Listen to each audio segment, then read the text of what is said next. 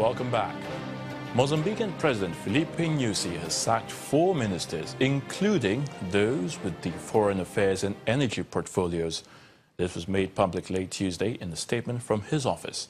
No reasons were given for the dismissal of Mineral Resources and Energy Minister Leticia da Silva Clemens, Foreign Affairs Minister Oldemiro Baloy, and the Ministers of Industry and Trade and Agriculture and Food Security.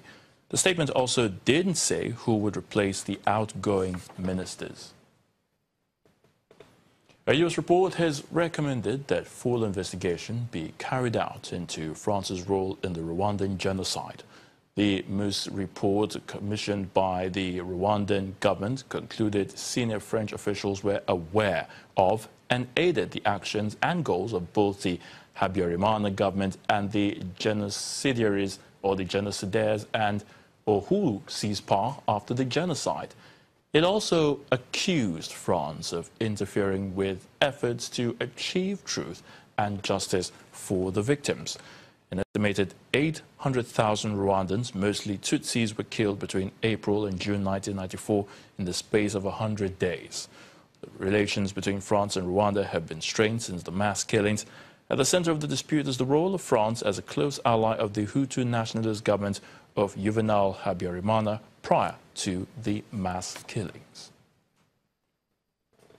French President Emmanuel Macron welcomed several African leaders for a summit in Paris today. The meeting is aimed at accelerating efforts to set up a West African force to battle Islamist militants. The G5 Sahel is composed of armies of Mali, Mauritania, Niger, Burkina Faso and Chad, and they have launched a symbolic military operation to mark its creation in October amid growing unrest in the Sahel, whose porous borders are regularly crossed by jihadists, including affiliates of Al-Qaeda and the Islamic State. However, France, which has some 4,000 troops in the region, has bemoaned that the militants have scored military and symbolic victories in West Africa, while the G5 force has struggled to win financing and become operational. The French leader had pressed Saudi Arabia to take concrete action to fight Islamist militants and even asked the Saudi Crown Prince Mohammed bin Salman to contribute to the G5 when he saw him last month. In South Sudan, while the country has denied backing U.S. President Donald Trump's decision on Jerusalem as the capital of Israel, saying it is all a fabrication. This comes after a Paris-based Sudan local website carried a report saying South Sudan had lauded U.S. President Trump's decision.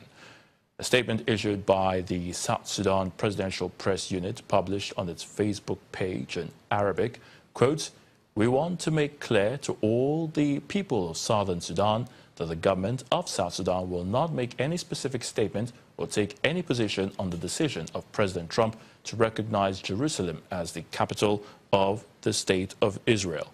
On the contrary, we regard Sudan Tribune News as fabricated and absolutely false." End of quote.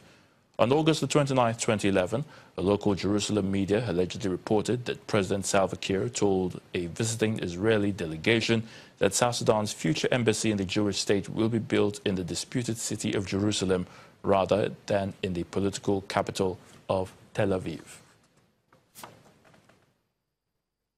Still South Sudan, the government says the country needs some $1.7 billion in aid next year to help some 6 million people, half of its population, cope with the effects of war, hunger, and economic decline.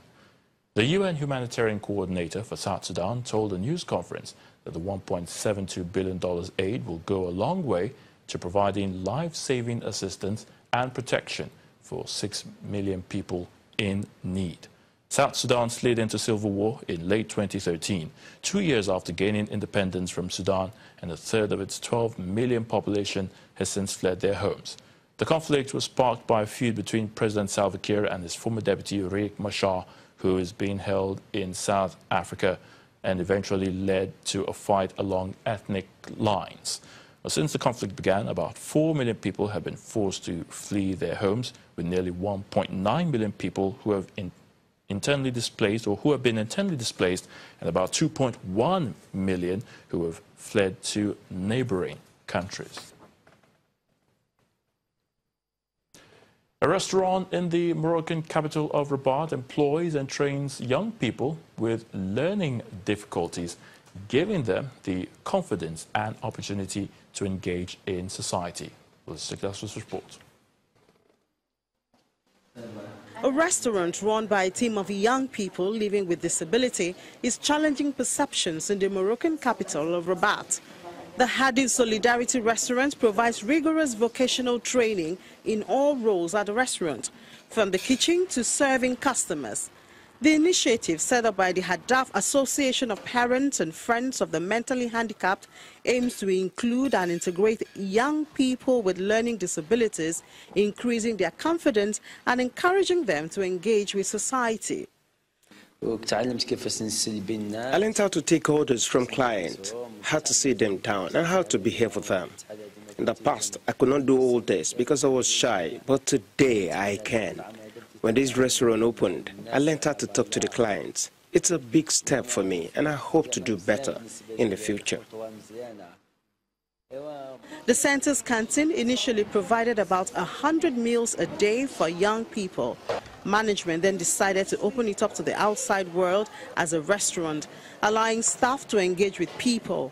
They also wanted to change the way people perceive those with disabilities. The Hadaf Association was founded in 1997 by Abna Sefa after her disabled daughter, Lubna, turned 21 years old.